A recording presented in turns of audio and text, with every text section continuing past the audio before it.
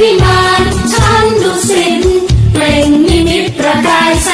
งแหล่งสวรรค์มีดาวร่วงจากฟากฟ้านภาวันอัศจรรย์เห็นหัวลายามราตรีเอ่ยยามราตรีเอ่ย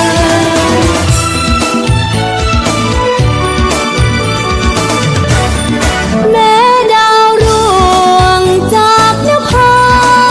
ใช่อาเพศเพียงบอกเหตุแจ้งประจักษ์เป็น